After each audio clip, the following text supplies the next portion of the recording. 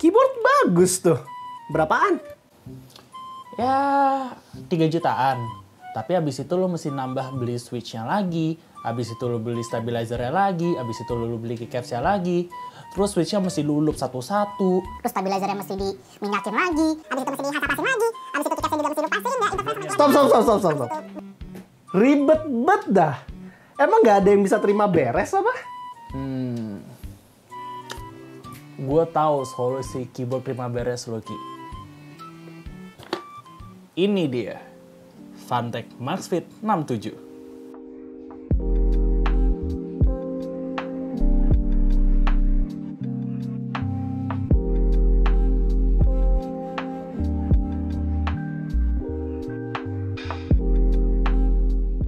Untuk urusan packaging sih masih sama-sama aja.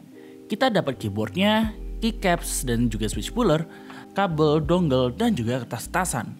Ya nggak usah lama-lama deh, langsung aja kita buka keyboardnya. Keyboard ini mengusung tema terima beres, yang artinya dari baru keluar dari box aja itu udah langsung enak dipakai. Biasanya emang kalau kita beli keyboard pre-built itu ada aja PR-nya. Stepsnya rattle lah, switchnya belum di-loop lah, keycapsnya kurang kualitasnya jadi kudu diganti lah, dan macam-macam lagi. Sehingga akhirnya emang keluar duit dan tenaga lagi. Funtech berusaha menyediakan satu keyboard yang udah enak dipakai dari out of the box tanpa perlu diapa-apain lagi, dan akhirnya lahirlah si MaxFit 67 ini. Secara build quality cukup oke. Feel-nya cukup solid walaupun berbahan plastik. Namun gue menemukan kalau bagian top covernya itu agak melengkung atau mungkin kepanjangan. Yang bisa kalian lihat di sini di port USB-nya, jadi bisa ditekan begini. Untungnya hal ini gak terlalu mengganggu kalau kalian mau colok kabel USB-nya. Semoga ini masih bisa dibenerin sama Funtech untuk produk berikutnya. Keycaps-nya udah PBT dice up dan juga punya font yang cakep. Abis itu dikasih tambahan keycaps untuk Mac karena keyboard ini ternyata juga support untuk Mac user. Yang gue seneng, MaxFit 67 ini ada kaki untuk naikin tapping angle-nya yang artinya bisa diatur sesuai selera kalian. Untuk kaki-kakinya sendiri ada 2 step yang bisa diatur, naik dikit atau naik banget. Opsi koneksinya sih lengkap, bisa wired, wireless dengan Bluetooth, ataupun dengan dongle 2,4 GHz. Koneksinya juga nggak delay dan lancar, namun untuk pindah-pindahnya agak repot. Yang pertama, karena nggak ada tulisan apa-apa di keycapsnya, jadi kalian perlu buka buku manualnya untuk melihat pencetnya apa. Dan juga di sini nggak ada switch untuk ganti langsung, cuman ada switch untuk on-off keyboardnya aja. Nah, untuk berpindah mode, kalian harus nahan tombol Fn dan key lainnya. Untuk Bluetooth misalnya, pencetnya Fn plus Q atau W atau E. Kalau mau pakai dongle, function plus R.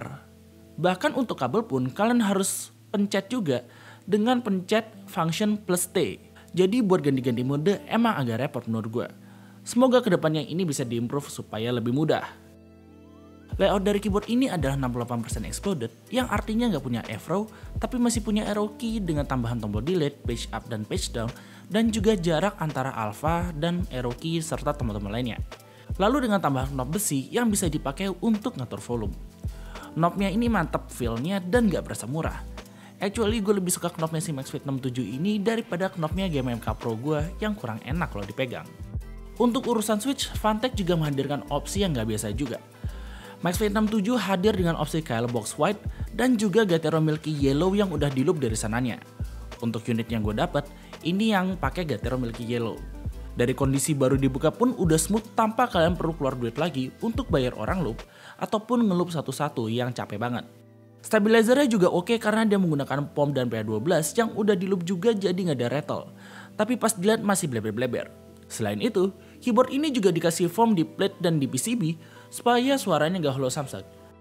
Saat gue mencoba bongkar keyboard ini, gue mendapatkan kalau bautnya itu banyak banget. Di bagian belakangnya aja ada 11 baut yang kalian buka dulu untuk lepas top case-nya. Di sini kita mendapati PCB foamnya dan ketika diangkat, kalian akan nemuin baterainya yang dikasih stiker hitam yang merupakan penghalang supaya baterainya gak kontak langsung ke PCB-nya. Lalu kalian bisa melihat nih si platformnya dan juga stepsnya. Ya kira-kira habis dibongkar jadinya seperti ini. Untuk urusan software perlu nih di highlight sedikit. Karena Funtech lagi berusaha bikin software yang bisa integrasi ke banyak barangnya.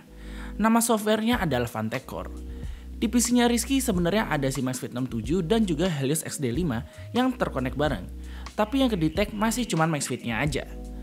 Mungkin integrasi softwarenya adalah untuk produk-produk berikutnya. Di software ini secara fungsi sih masih sama. Kalian bisa remote fungsi tombol, ngatur lampu, dan juga makro. Kedepannya, kalau memang nanti semua barang Fantech bisa ke dalam satu software, patut ditunggu sih. Memakai keyboard ini adalah pengalaman yang menyenangkan buat gue. Gue cukup puas memakai keyboard ini dari saat gue baru buka dari box. Switch-nya udah smooth, typing feel enak, suaranya pun juga udah enak. Fiturnya lengkap dan juga gue bisa pindah-pindah antara HP dan PC dengan mudah, dengan catatan kalau udah hafal tombolnya. Wirelessnya pun juga lancar dan gak berasa delay-nya. Ini adalah typing test dari si Maxfit 67.